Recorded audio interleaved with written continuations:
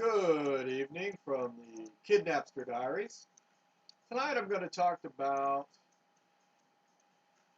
lots of different things,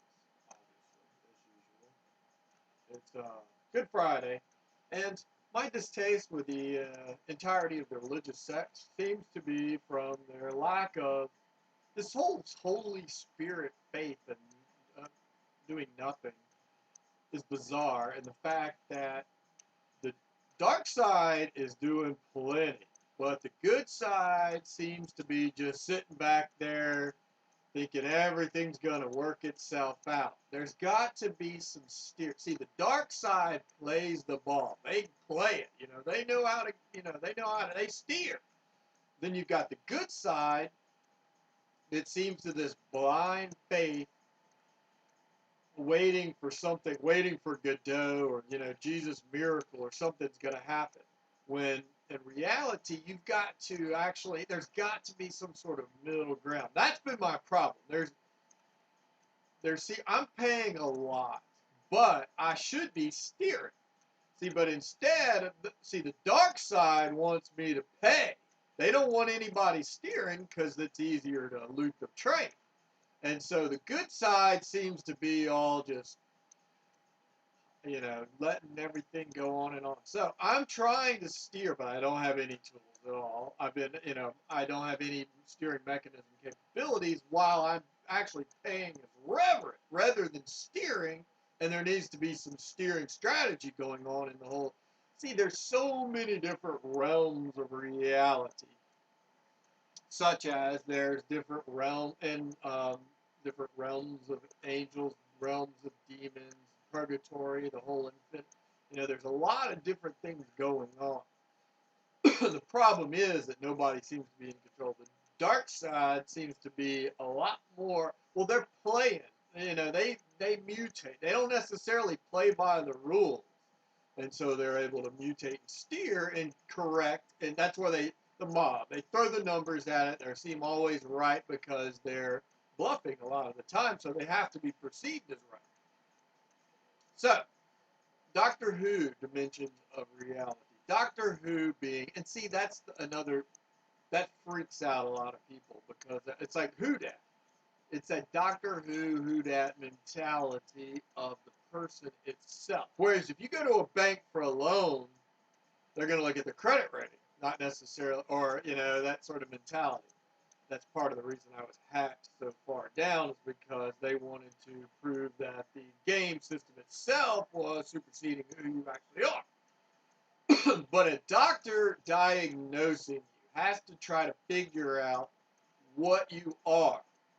Otherwise, how can he competently diagnose you? And then there's different dimensions of reality. Most people, there's the sawbone, cut 'em up croakers that don't really, or the bets, that don't really have any specific sort of agenda other than black and white cure the ailment as it is. Well, and a lot of medicinal doctors are really abashed about the holistic approach as far as the entirety of the being itself, which I kind of subscribe to both sides. Even I'm not allowed to use doctors. I've never been able to afford them. On one side, the people are pissed off that I'm getting my family is connected to a doctor. That's one of the reasons I was run through the ringer to discredit his real credibility, and he's not competent enough to steer. They don't necessarily have the capacity to understand because I think it was inflicted upon me a JV, let's say, mentality in there. So, therefore, not able to steer once I woke up and realized and started uncovering the pieces of the puzzle. Because when you look at me, and this is the problem, I went to doctors before, never asked me anything, really, about anything. Who are you? Doesn't really matter. Nobody even knew my name was Louis. Whereas, that right there ought to tell you something. I mean, nobody even knew my name was Louis, really. So what they treat everybody like feedlot cattle. Everybody's a cow, head of cattle, because in my theoretical estimation, the person that owns the diplomas that owns my massive slave diplomas comes from a Texas school of education, where Texas, the mascot is a longhorn head of cattle.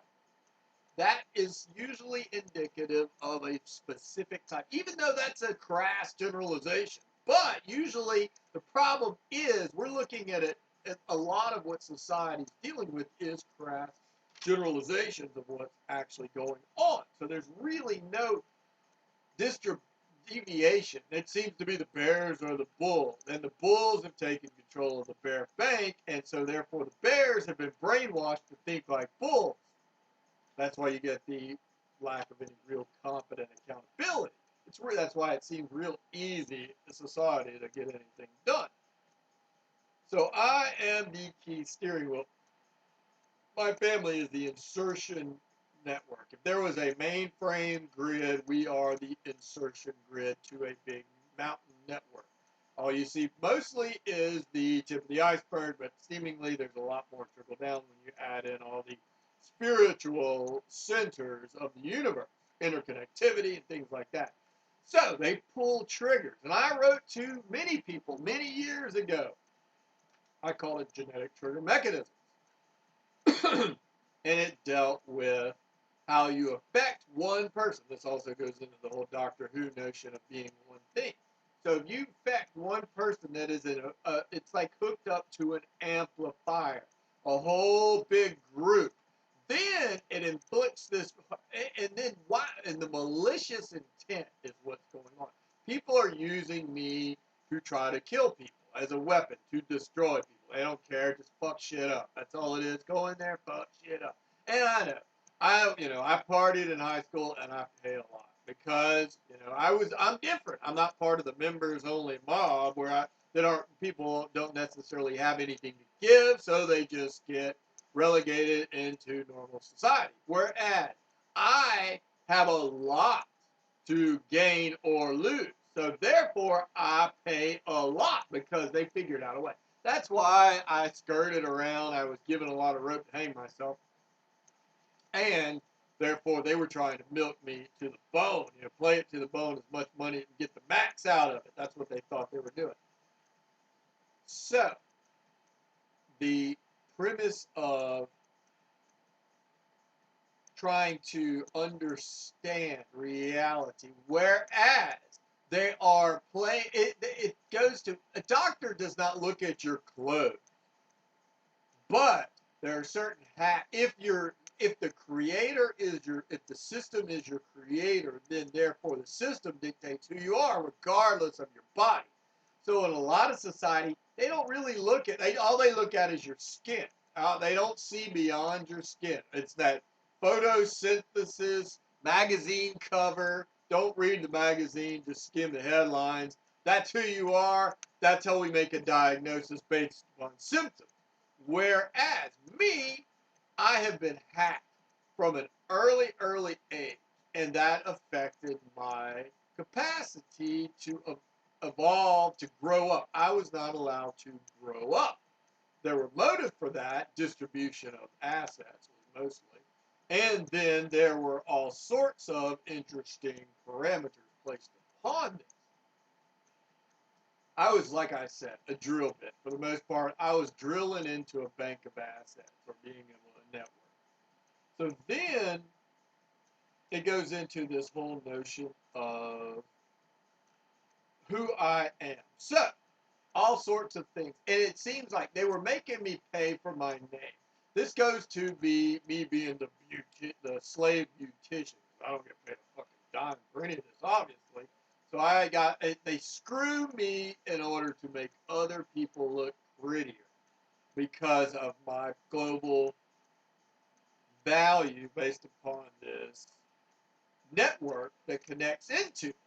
What they want to do is chop off my head so they can repackage and redistribute all the network.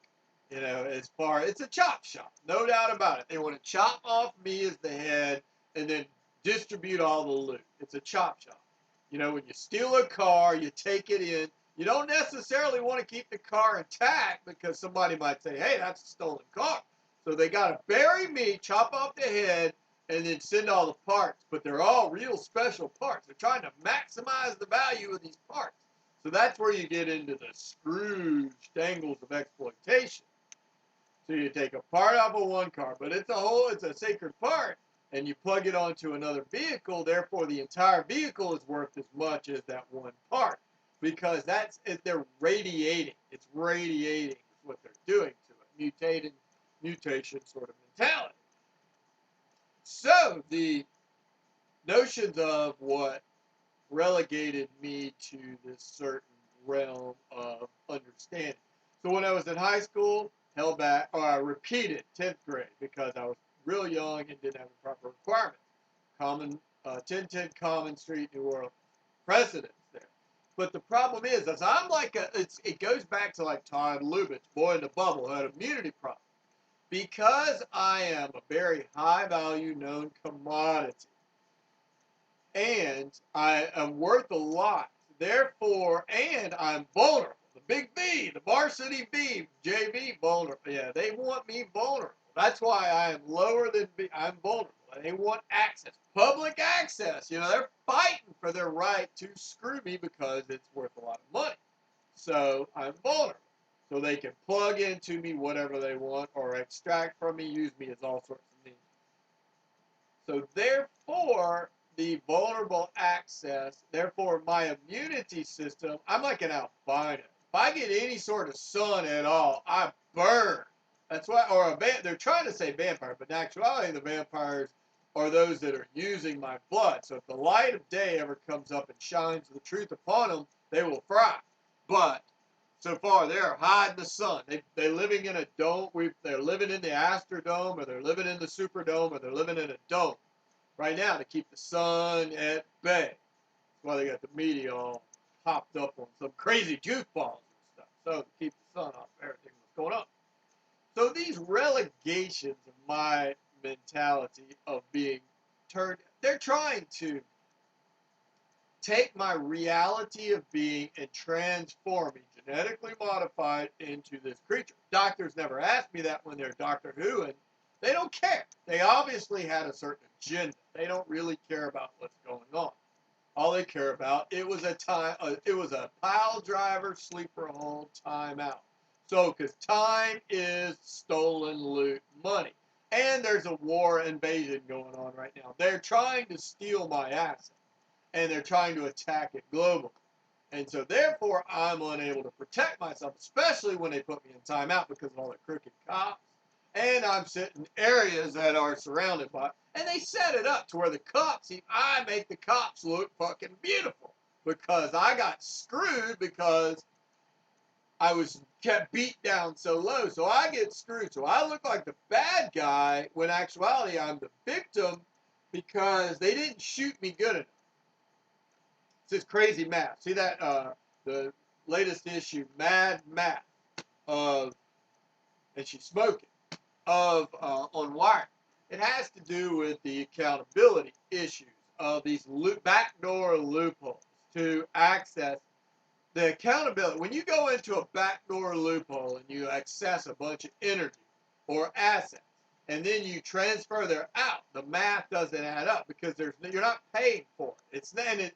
They're always hiding under the notion of Orange County. It's just an orange solar free, or wheat, just flour, bread, that sort of mentality, or corn chips, or corn syrup, or something like that. So, my body, my body doesn't really matter.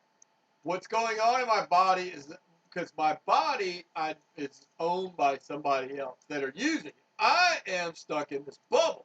And the way they protect the scam is I'm weak and handicapped, bare to the lowest. Well, when I was in high school, I played JV golf. We used to go to the driving ranges. It's just public driving range and hit golf balls for that was one of my classes after lunch. And then we went to a golf course and played on the public courses, and I used to play after school. But they're trying to, of course, when I got hacked, is always the worst. So therefore, I always get the worst interpretation is the setting. That's the line item kidnapster, line item beta to figure out exactly how to keep this bubble enclosed. So anything that happened to me, then therefore it is relegated a mark, and the mob is in control because I'm weak and vulnerable and worth a lot. So the mob's allowed to dictate because there's crooked cops that are getting paid off by the or they're just getting the party or the show or whatever. And I'm not talking about badged off police officers. I'm talking about the law, the accountability law of what's actually going on, that aren't managing their estates, their their kingdoms or whatever. They're just, they just, it's competitive eating. So Coach Rick was my golf coach, was also my health teacher, and so I've got JV High School health, among other things, public health, because he was my golf coach and my, that sort of mentality. So maybe my clubs would have been a loophole, but they got lost somewhere there, lost in the shuffle. One of those. That's what. Well, they were shaking me down. They had me real cheap and living on a real fixed income. They're handicapped. Well, they just wanted to. I pay for everything without a doubt. Anything good. It's like they. And this is my mental interpretation of the mob. So the mob, I pay for everything. So if they try to keep me right down the middle, like the fairway. So if I'm good at something, I get beat down. If I'm bad at something, they let it slide usually. They're all right with me being bad at something.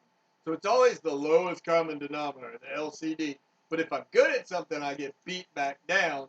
If I'm bad at something, I usually get to try it till I get decent at it. Then they beat me back down. Like skiing, I skied. I wasn't real good. But then when I got good, I got beat back down to where I'm not allowed to ski anymore.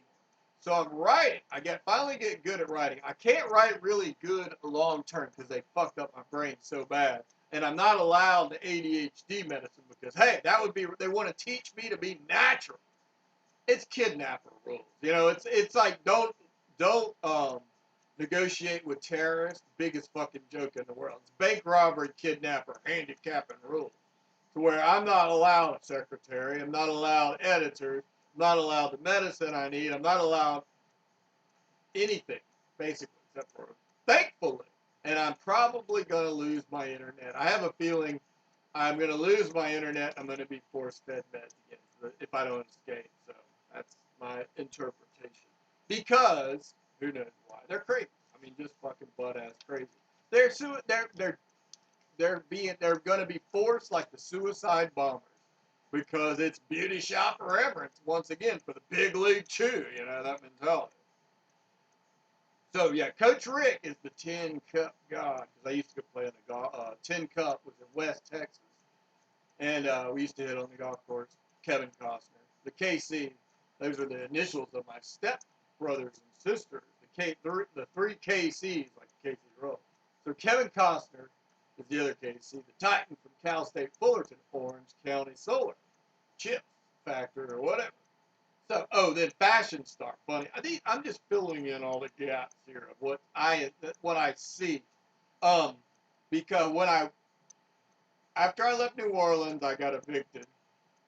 Rented, couldn't get a job. Was living like on peanuts. Then went and slept outside for about a month in the car. Finally begged my mother because I got a job waiting at the table or bartending to stay in their guest house at this bar, Bailey's, where and I know I'm breaking the curse. I actually use Bailey's milk now in my coffee, which probably sets up this whole precedent because it's always negative interpret. I never get better. I always get worse. Whatever, like I said, it's always the worst infliction. The scars stick to me. I have no healing capacity at all. That's Todd Lubitsch, Bubble Boy. The immunity just doesn't work. I don't ever heal because they make too much money off me being I'm sick boy, that sort of thing. The sick boy. It's because in Ferris Bueller, his friend that's always sick, whose father has the Ferrari. They stole my family's Ferrari, and they're having too much fun driving it around, and they don't want to give it, or they don't want to pay the bill. To be quite honest with you, so they inflict me with Mr. Hand, that sort of mentality. So Friday Night Lights, we're back to this whole JV is God mentality. Because of the Jean Vianney confirmation, which they inflict upon me, even though it's blatantly bank robbery. And like I said, it's when it's done in criminal context, then it should not apply. But I'm not allowed to rise above, evolve out of it because I am kept vulnerable. Louis Vuitton vulnerable, so they can steal my wallet. The Vuitton is all the stolen wallet mentality. But they won't inflict upon me. So there was this girl named Jessica, really pretty. She had actually dated one of the minor league baseball players. We were friends, worked together for a while, hung out some, and then they broke up. And like a few weeks later, I was like, let's go play tennis. I used to go in and have beers and drink when I was doing laundry or hang out and stuff like that. And we talked about all stuff. And she said, okay. So one day we were supposed to go play tennis, and I called her 3 times, no show, never saw her again. That was it. But that's a mark. I'm just using this as an example. So I got stood up to go play tennis with this girl, Jessica. And this was right before Jessica Simpson burst onto the scene from Wacko Waco. And so that's a precedent there. So it gets back into this whole John Varvatos, which is a JV, and Jessica Simpson's part of this fashion star thing. But is that precedent stating that then therefore any Jessica will, and then at the Baileys, because she was working at Baileys where I had worked for a while, I wasn't real good at making all these fancy shots. I can do the bar, but they had a bunch of fancy shots that I wasn't real good at making. So it was a bridge job. It was when Bush was landing on the aircraft carrier.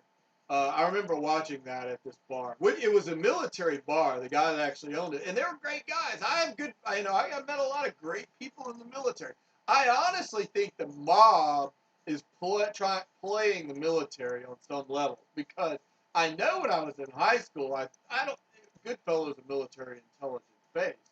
They do a lot of linguistics codes and things like that, counterintelligence. And I know for a fact that a lot of the local yokels working on certain wildcatters, and a lot of this has to do with these independent wildcatter crews. But when they strike it, they sell it to they tap into the big players come in and tap into it into Dallas or into Midland or Odessa or into Houston or into San Antonio or into Austin. And they tap it for certain reasons. I mean, it's just stupid. These little scars or marks upon me that then are deviated. Like another one of my and I drank a lot in high school, so it might just be me. And that's probably what was used to stump my grip. I did drink. I smoked grass maybe 1 or 2 times. Never did any other drugs, and drank a lot of beer when I was in high school. And I didn't eat real well. We had off-campus lunch, and I was always poor.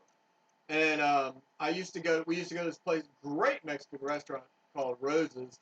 And when I didn't have but like $1 or $2, we'd go in there and get like chips and salsa and flour tortillas and refried beans and a Coke. And that would be like $2 or something. If I could afford to, I would eat meat fajitas. But it wasn't like going to school lunches, which I see now would have been for the better. That goes back to a lot of the freedoms that I had weren't necessarily good for me. So if I would have been eating healthy lunches, even though school lunches usually aren't, but I think I was, right after I left, they changed it. Obviously, I was being groomed for butchering. And my hair thing, I just don't like going to barbershops. I don't like getting my hair cut, and I'm broke. And so it's not, and I have this, like I said, I'm detached. So I'm constantly not paying attention, and it feels, it's one of those things. It has nothing to do with me. Like I said, I should have somebody that come and cut my hair for me, but instead, I'm not allowed to. See, it goes back into me being stuck in these normalized patterns is good because I am accessible to the public. That seems good. Don't even it's just one of those reflex things. So it has not. Yeah, I like the mullet look. I should go get some scissors and chop the back off of it. But that's a joke. The So yeah, it's about being exposed to the public. It's like my birthday present. We went to Ruth Chris, and of course, my mother. You know, it goes back to it's so bad because I'm just milk-fed veal, I guess you would say. Because I can't afford to have friends. I can't afford to have friends, and now I'm beyond the age. They stunted me to where I'm not allowed to grow into be an adult. That I'm stuck in this 10th grade, basically, to where they figured out a way to where I would run out of steam because they shot me a bunch of times. They realized after they shot me, it was like shooting me with a bunch of weight, and then it just dragged me back down to where I peaked. I never got very far, very high at all. Like 5,000 or 6,000 a year. I got shot a bunch of times to where I couldn't. They were just pulling me back down. I think, well, it goes back to me paying so much for all of this based upon different things. They're trying to max out their cards, sort of mentality. And so, yeah, it's overtime. It's Friday Night Lights overtime. Like I said, they just wanted more. I'm a well, and they're trying to get as much. And nobody seems to stop because they throw money at everything. And the party's raging. And they, just throw money at everything, let the party raging. And what I did when I was in high school, when I was in Louisiana, I can literally remember race wars. I remember like 20 or 30 people versus 20 or 30 people, white on black, because it was bust. I went to a public high school for one semester right before we left because I just never fit in anywhere, and I was it wasn't a bad experience. I wasn't in the race wars. I was, always one of the spectators, that sort of thing. But I can literally remember seeing 20 or 20 on 20 fights. These and this happened. They used to have to bring in the cops and pepper spray and all, break it up. And literally, this was when I was in high school. I can remember. So I moved out to Texas, and I was friends with I had 3 or 4 African American friends that we used to go over to I used to go hang out at their house, knew their parents, Mexican friends knew their parents. We went out, I dated Mexican girls, and they used to come over to my house or hang out all the time and stuff like that. And so it was just and so I was ahead of the curve. And they realized it. It's like when I moved to Dallas, and this wasn't by choice per se. I was desperate for a job, and like the first few days I got there, I went to the Observer Dallas paper, and there was a job for managing a restaurant, and it was at a Cafe Brazil on Cedar Springs, which happens to be the gay area of Dallas. Never bothered me, I didn't even know it at the time, but I had gay friends in college. Didn't really know it. It never, like I said, it was never that big of a problem. So I managed this restaurant. I got the job, and they offered it to me right away. Took it. I needed it because I was staying at my sister's house for like 2 weeks. Otherwise I might get thrown out. So I got this job and moved into an apartment. But it was, managing it. But the problem is, a lot of people probably saw. I've never been gay, never will be. Not, that's just not my thing. Even though I think I am being I'm being sacrificed by women to their gay hairdressers as far as a beauty upgrade. I honestly think that to design. I think I have been sacrificed by factions of women in order to be a bride to their. Because I've always been able to get along with anybody, in any situation. I'm kind of just a chameleon. I've always, whatever's going on, I fit in and I play the role. It's kind of like that character in Tropic Thunder, the Robert Downey Jr., who just goes so deep into character.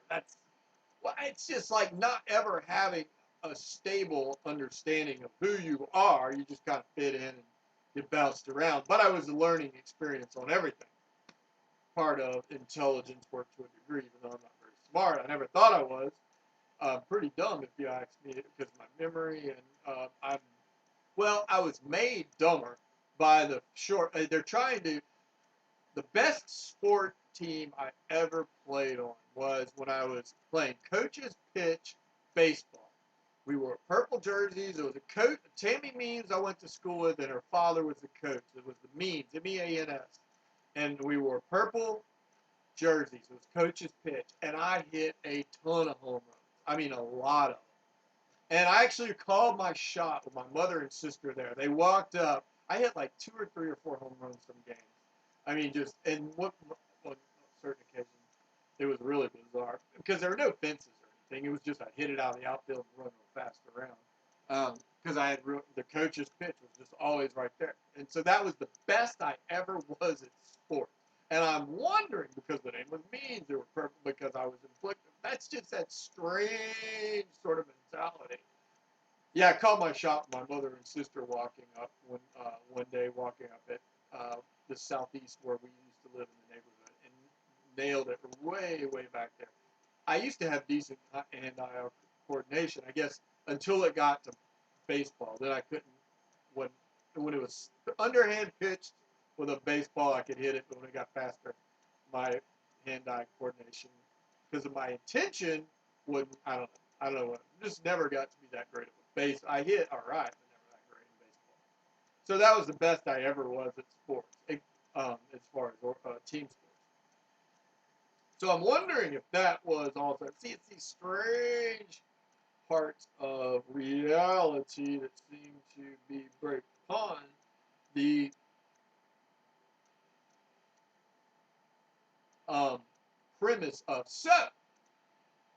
Then, because I was ahead of the curve, because I had already, I had a divert. The problem was, I was being raised by some people to be my name, Louis, to be, big. But then on the other hand, I had other people that were dragging me down.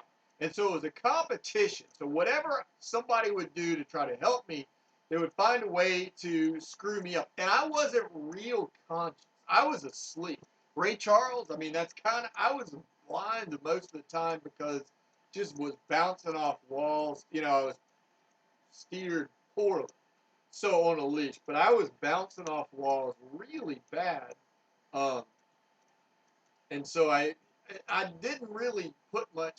Also the game grid programming, I just got barraged. I was never ducking, or I didn't even realize the inflictions that were being placed upon me, and so I was just like, whatever. I didn't really put that much premise into it. Even when I got hacked in college, I still thought I didn't understand the depth of the hack itself as far as being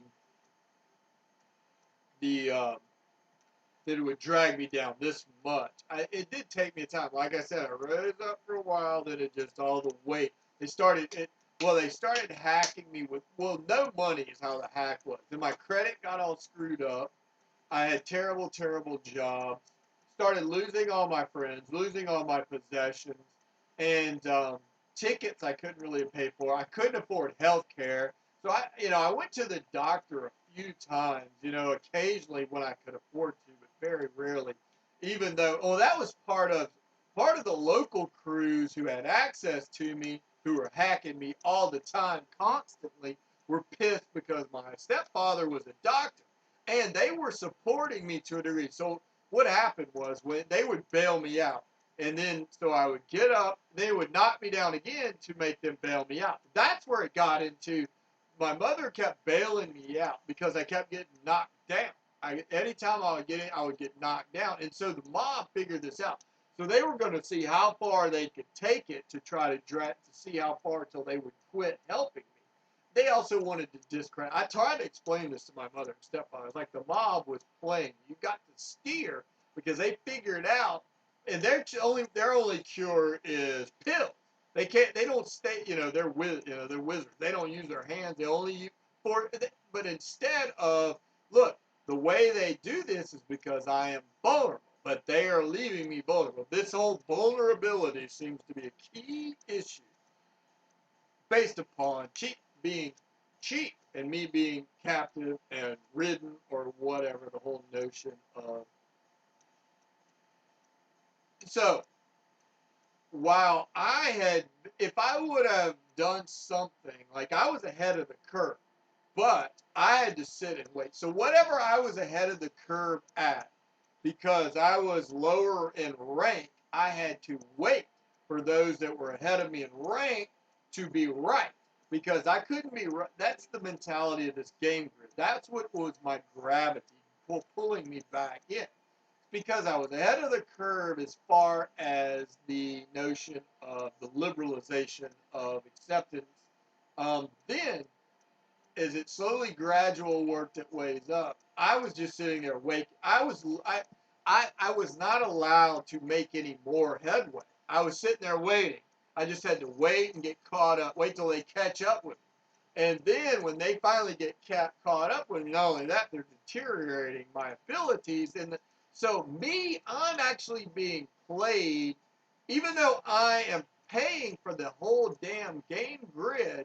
I'm having to wait for these. I mean, I don't know. It's just bizarre mentality. But that's what I'm perceiving as motive for why I wait.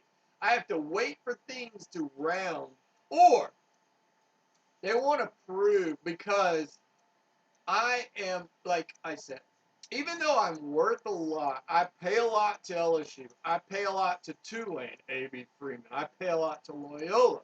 Obviously, I'm paying a good amount to Texas. I'm getting nothing for it. No value at all. I'm paying to California Energy, get nothing. Paying to or I have assets in New York, they won't let me access. They lock me out. Won't let me access any assets or give me. All I need is to exchange some raw energy, but I'm not allowed. They're gonna, and I gotta. They want me to hustle or something, and I'm not real good at hustling a deal. That's probably, I don't know. It's bizarre. I think it goes back to this Arthur Miller death of a salesman thing. They want me to go out and hustle. I'm not real, or they're trying to that once again shove me into this hole that I'm not great at. It's never things I'm good at. I always got to do the things I'm bad at, because when I'm good at something, they beat me down or don't let me do it. They make me do the bad things because they want it to be fair. They want me to suffer. That sort of made it be hard. This notion of hard, or as being that, not hard currency, even though Deutschmarks or that sort of mentality. No. It's the worst interpretation. Poor penny, J.C. Penney judgment. That's what this is all about. Poor judgment. Most of all, letting the mob dictate and then playing what it's like, allowing the mob to steer to a slaughter. It's a slaughterhouse, and that's what they did to my family. They allowed the mob steered us into where we're anything that was our credibility our muscle has been turned to use against us. It's like my name Bo was my nickname, which I never really obviously caused me a lot of harm. So they instead of the Beau Rivage, they turned me into a beautician. But they've got to offer me to these high value. See, when they get me on the hook with a high value asset, then all the lower levels can feed off of me. You get all the lower levels feeding off of me. So they got to bring in all these big level sorts of mentality. Oh, so I got some cookies today with frosting on them. Uh-oh. Pink frosting. Oh, my. So, like I was telling you before, some of the bad episodes, and this is I went on a long tangent there. So, when I was in high school, I think I said this story. Tri-Hi-Y. Tri being T-R-I. 3. Like pi. Or Trinity. And it's affiliated with the YWCA. There's the Trinity River, and so that girl Kim Frost asked me, who I didn't even know the girl, other than we used to have a class together and talk occasionally. And so she asked me to this dance, and we ended up going to the dance, took pictures, and then she ended up dating this friend of mine, or Roger guy, RL. And so, but that was a mark once again. So anything that's frosted, therefore, will leap out of my hands into something else. That mentality.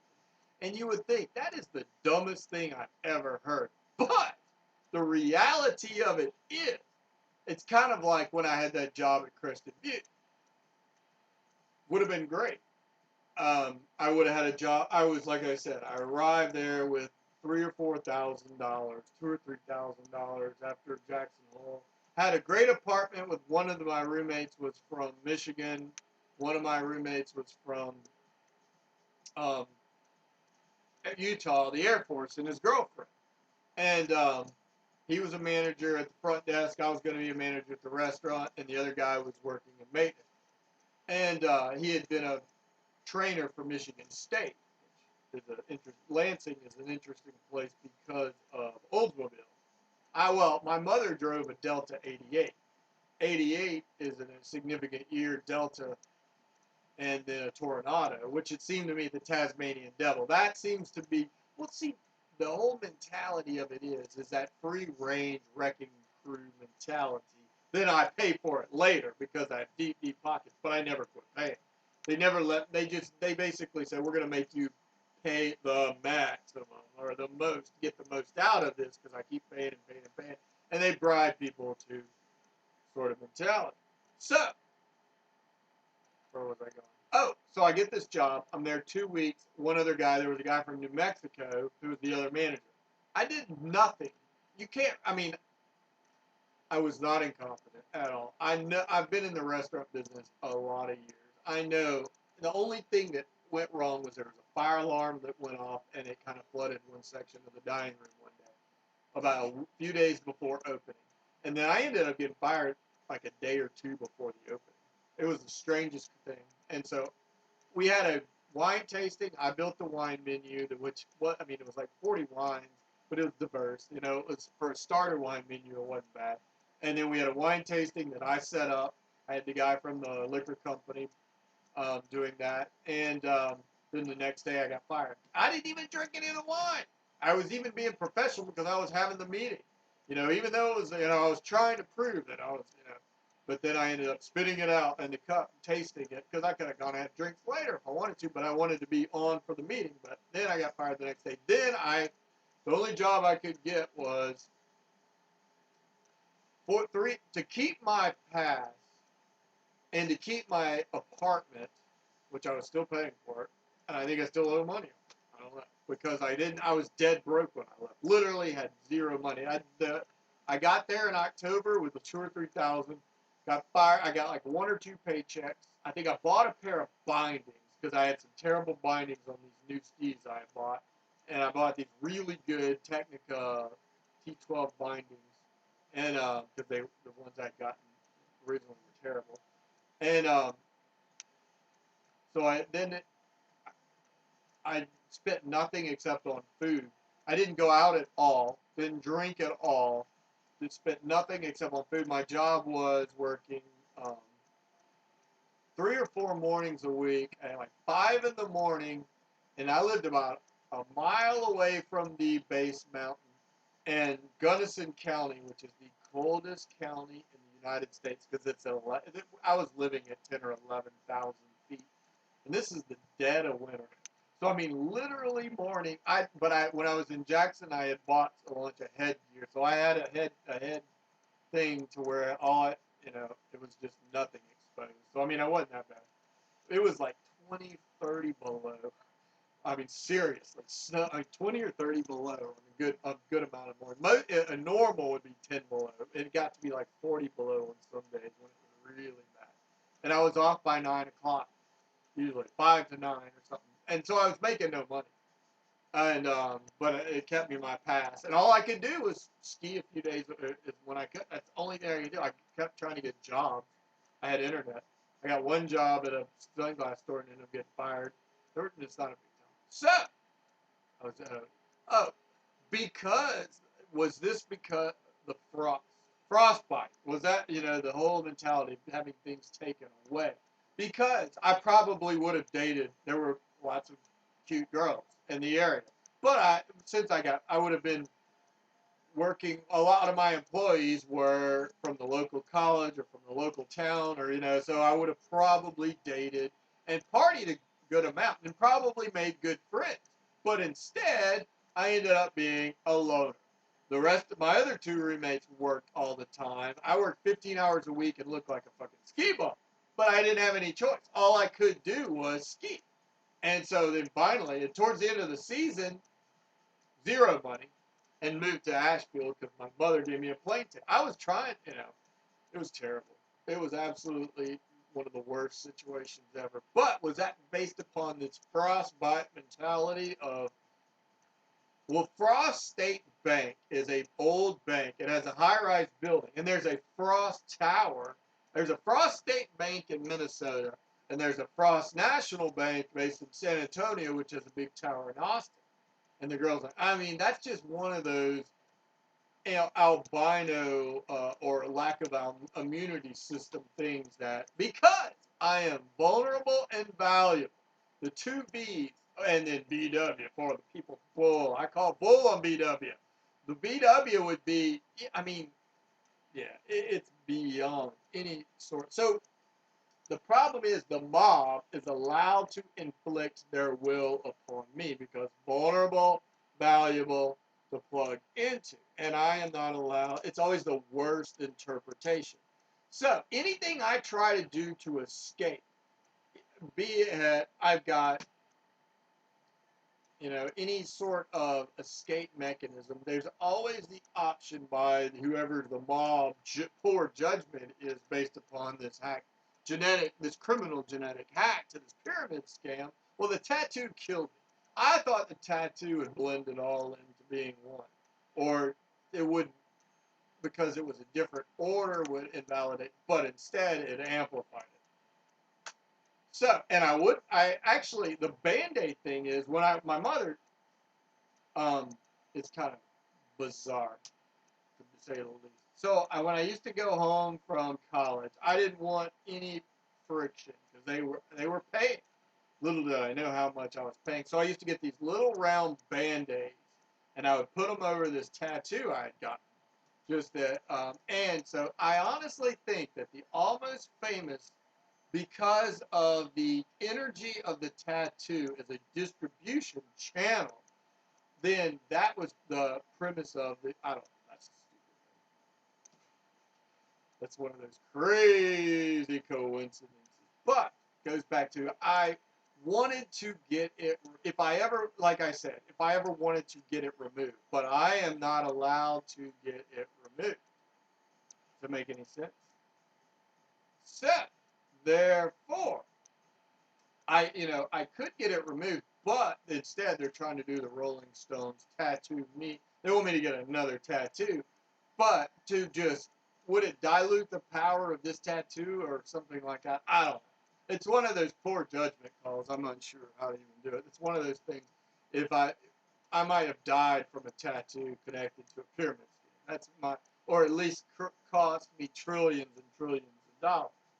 Or I don't know. So far, it doesn't seem to. Oh, and these game pieces. We seem to be game pieces. And yet, we are, it's like we're being moved. That's when we're weak and vulnerable and exposed and able to be moved. Then the they figure ways to move.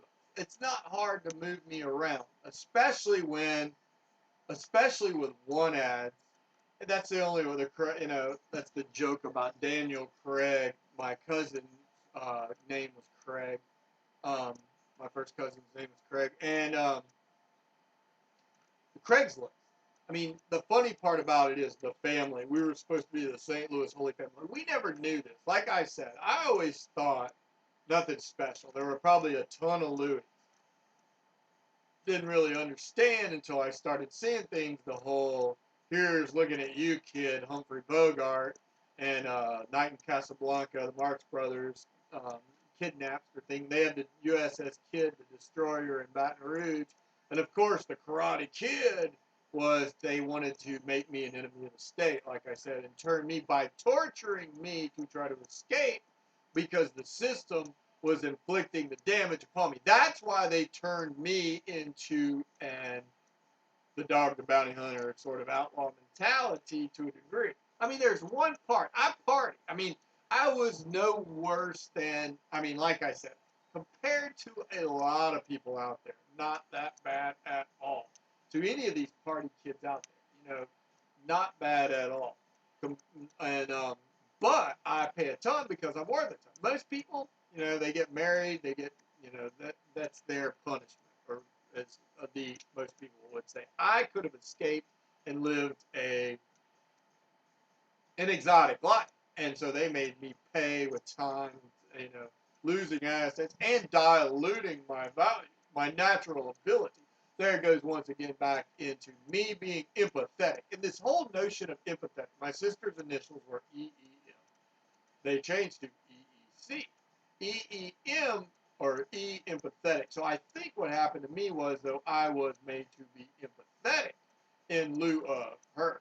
And so therefore I was paying because I didn't change my name to the BLM or to the BLC, Big League Chew, to appease our, they were trying to buy favors to a degree. And I was not, I was paying a ton for it. And it's really strange, the whole scenario is. Well, see, that's the crazy, stupid part about allowing the mob to steer. Obviously, the mob is playing sides against each other. Obviously, because when they play sides against each other, any sort of friction creates opportunity.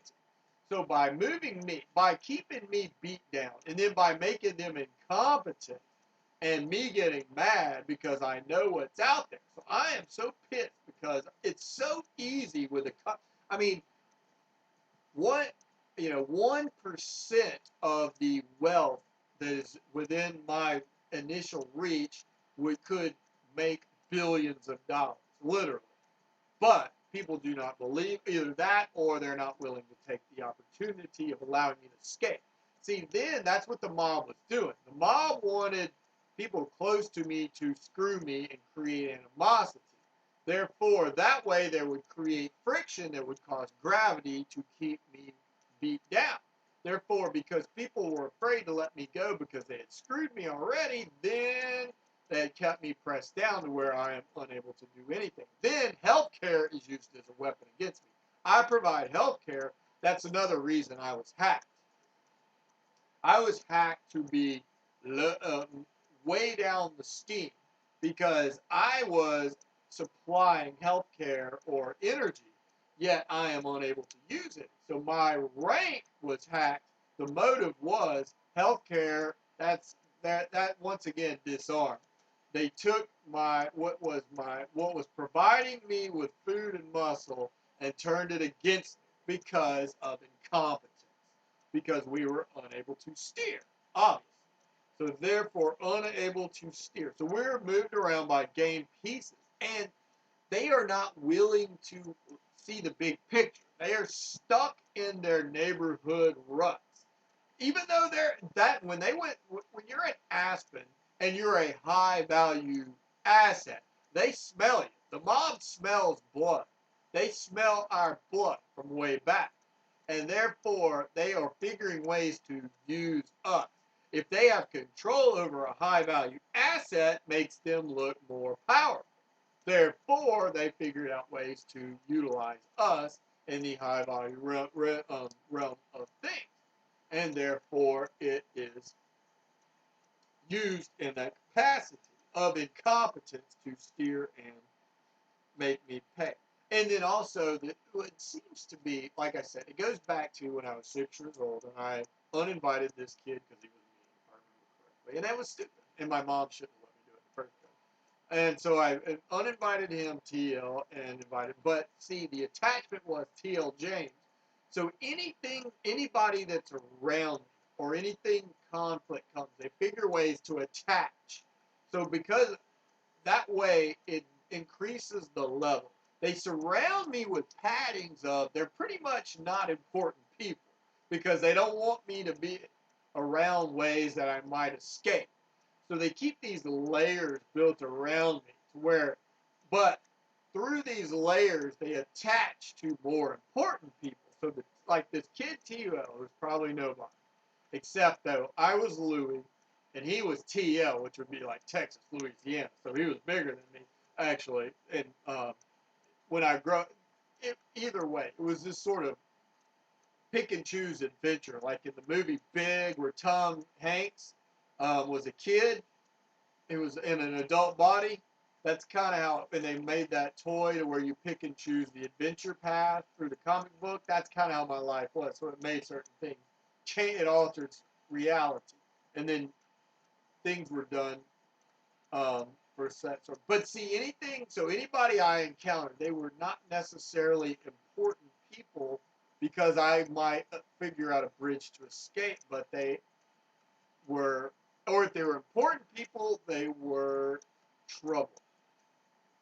So I was sitting around people who were not, I was never around, I was relegated to the JV status, but they tied into these pro bigger fish. Therefore, the connection could, the relativity of the connectivity would validate, that's like, um, would validate retribution, reciprocity, rather than who's this nobody kid that we're doing this for, but instead they bring it to the big brother titan sort of mentality of bubble. Therefore, to justify reciprocity, retribution, and making me pay, and then again, it also brings in a big demon on the side against me, and that's where it gets into the immunity hat mentality, because the mob turned against me for the most part, because I was unable to protect myself for the most part, and therefore I was basically shut. All sorts of things going on. Like when I was in college, I used to party a lot, and I dated a good amount of. I was shy. I didn't date a lot. I knew people that dated a lot more than me. But over the years and after college for a few years, I dated a good many people, and I had a few like 4 or 5 girlfriends. But then when I went to Montana, I ended up dating, like, in the 7 months we were there, I think I dated 3 or 4 girls, and I think I offended people, or it goes back to, and I'm just using this to understand my condition. My sister and me and my sister, we used to play games with, like, these football games. We had these Mardi Gras footballs we used to get, and we used to play games where who could score on each other, that side with the football running around or in the den or something like that. And I used to beat her real bad. And so I honestly think when it goes back to when I gave her that mirror for graduation, they were clearing up the entire, and then she had tied into the varsity cheerleaders because her name, Erin, like running an errand, and the Golden Gophers of Minnesota. So Minnesota way up above the top and Louis down in the bottom. So obviously she had a lot of muscle support.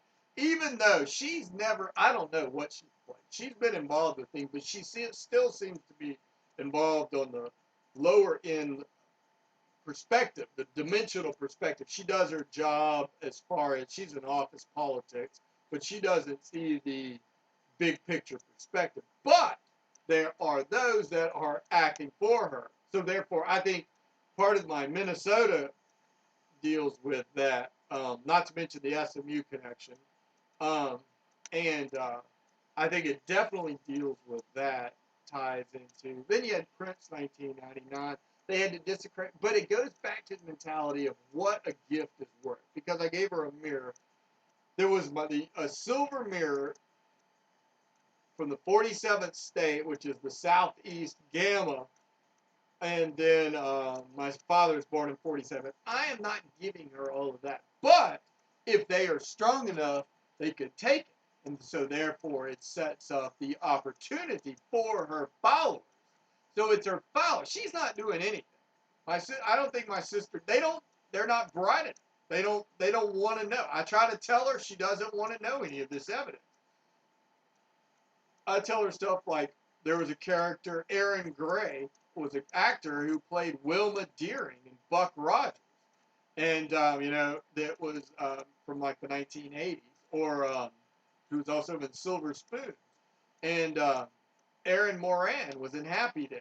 There were all these Aarons but in sort of mentality. but she doesn't believe in that sort of secrecy. She plays the reality of her because she's had good jobs and she's had a social life and she hasn't had to do a lot of stargazing astronomy to try to figure out what the hell's going wrong in her life.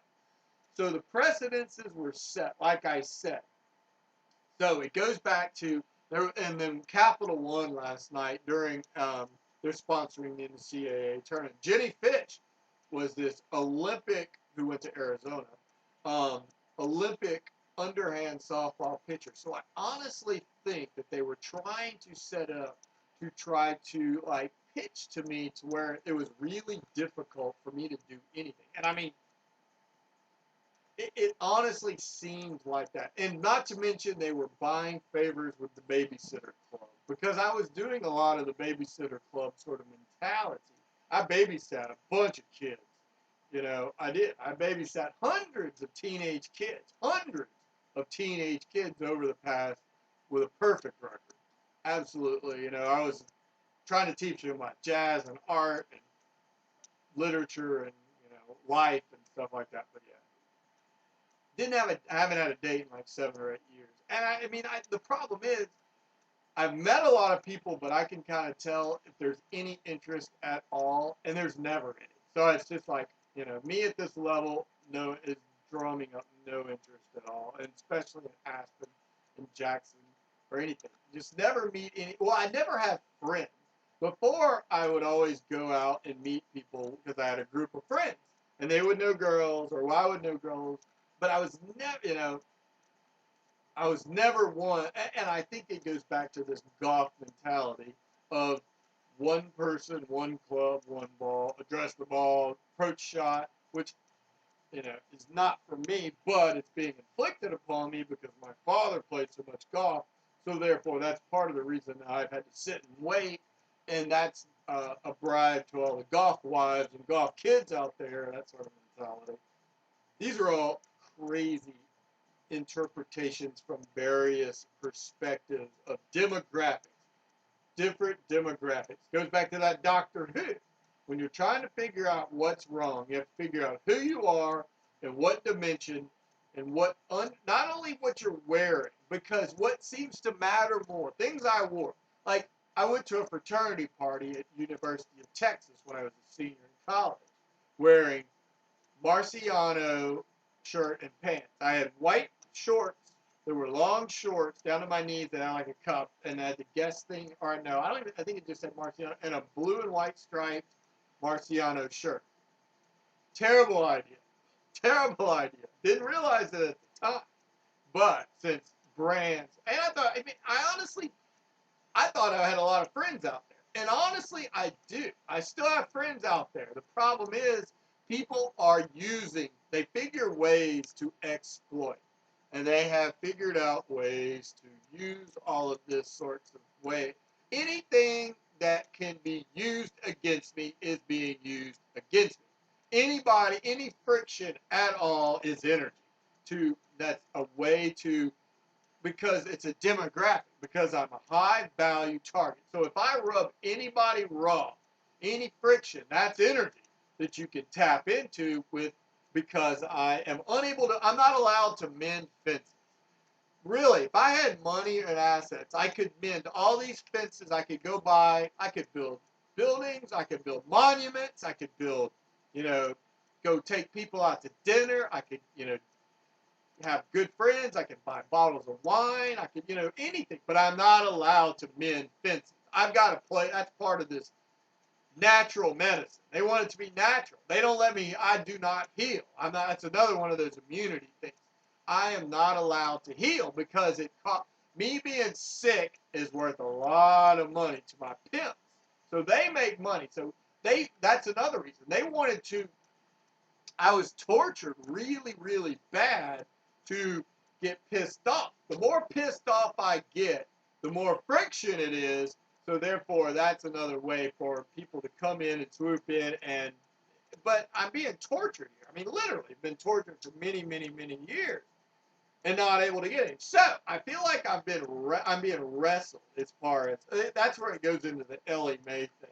So I definitely feel that the Southern girls are crazy, nuts, crazy. I think they're pissed because I couldn't ever afford to come over this way, and so they're gonna make me wait because I couldn't run over this way. So now I don't, and they don't want me to, but they want me to sit here and wait. They're crazy. I mean, just they don't understand what's going on in the world or something bizarre. So yeah, the games as a kid. So then I pay anything ever went wrong with my sister, I have to make better at my expense, and that's where I didn't understand. So that my family is paying for the things that my sister has done wrong or her factions have done wrong. So we're paying now because of that stupid mirror. And well, they've got the power, my power. They've taken all of my power, me being deemed a Jesus, and that which in Christianity, it's like there's 15 Christian churches within 5 miles, or it's more than that. Within 2 miles of where I live, there's 15 Christian churches, and there's one synagogue. And so that would be like my father. Now, then my father lost part of his in the divorce, and then he had a bunch of sharks going at. I mean, then they're sending in sharks from all these angles to get whatever. So yeah, they're just killing us from all angles. So they're using my power through my arrears diploma. So my diploma is the universe, everything. All my power is taken and used to beat me, to bury me, and to kill my family. So my power is taken and to brainwash my followers to the slaughterhouse and that sort of mentality. So out west, I felt like I was getting pitched to with these. It couldn't get anything done. Like I said, when I first arrived in Wyoming, I had a lot of friends. I um, there were 2 or 3 or 4 girls that I used to go for hikes with. There were guys we used to go play. I played basketball with. We went to parties. I wasn't drinking. I drank nothing the entire time I was in Coulter Bay. I didn't have a drink at all. I didn't have a drink like the first year. The first time I had a drink from the time I arrived in Wyoming was when I was Thanksgiving. That was the first drink I had the entire time. And I arrived in early, late spring. It was like April or May. Then ended up moving to Jackson, into town. And then I ended up, because the first drink I had was, I got there in April or May and was at Thanksgiving at this girl's house. I cooked Thanksgiving dinner for a girl from Connecticut. And we had a bottle of wine. I had like a glass or two. And then I started drinking at work. I didn't drink the entire first 4 or 5 months I was at work.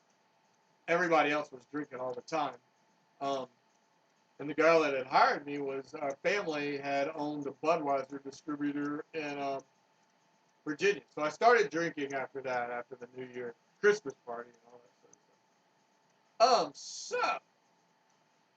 So problem was, it was like I had friends, and then that whole, there was some sort of reaction. This girl from Arizona ended up starting dating this guy. In the room next to me was sharing a room with another guy that was working for me. So then, as soon as they started dating, about a week later, I ended up getting fired because there was some pressure put upon me. I think they wanted my room. So the girl from Arizona, I remember her showing up at his door one day, and her family was involved in NASCAR or something. And so like after they started dating, after about a week or so, all this stuff started happening. Yeah, and I ended up getting fired like a week or two later, and I was gone into town. Strange. I don't know whatever. But I had friends. There were girls. A girl from Utah. We used to go on walks like 2 or 3 days a week and hang out and talk in my room. I was drawing a bunch. There were a few other girls that I was friends with. We used to hang out all the time. And work. I mean, work was work. I opened up from scratch a restaurant, got it started with no problems, and trained the entire staff and was running it. And then ended up getting fired. Didn't finish the season, and after that, never really meshed with anybody in Jackson, Wyoming at all. At all. I mean, none of the people I worked with that I meshed with or at all or became friends with. It was strange situation. So, it seemed to me after that, this animosity. They all knew who, to a degree, it seems, was. So I don't know exactly what. It seems I was being shaken down to a degree. Not rightly sure how, but who knows? Not really sure. These are all just factual interpretations of exactly these strange things. But when I got to Aspen, I definitely felt alienated to a degree because I was obviously a known commodity. They figured out in Jackson when I was there, because I was working in Cadillac and I was alienated. I was basically by myself most of the time, all the time out there. Never had any friends, and so people started figuring out things. And I did have a wallet. I bought 2 wallets while I was there. I hadn't had internet in a long time, and I hadn't really bought any. I hadn't had money in forever, many years since I had any money. And so this was the first time in like 4 or 5 years that I even had a few $1,000s in my pocket. And so I bought a computer and I bought like a few wallets. I lost a wallet though. There was I bought from this store on the square. It was a checkbook wallet, a leather wallet, and I lost it. And then I bought a fossil wallet that I still have.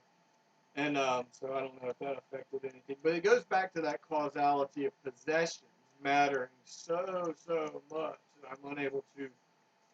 Goes back to what's the hacks of the person relegated to secondary status because of my body does not matter anymore. I'm basically an entity because of the possessions that I've lost. Because I lost so many possessions, I think then I got hacked even worse. When I lost so many possessions, it was decided they were going to bury me. That's when I got super hacked. They wanted to keep me because they had the possessions to balance me out. So now I can't even get and not to mention I got blanket coverage. Anything I do benefits the pimps, and I can't, and trying to escape and misinterpretation. So it's really bizarre, the scenario of how this all works. So more facts for nothing.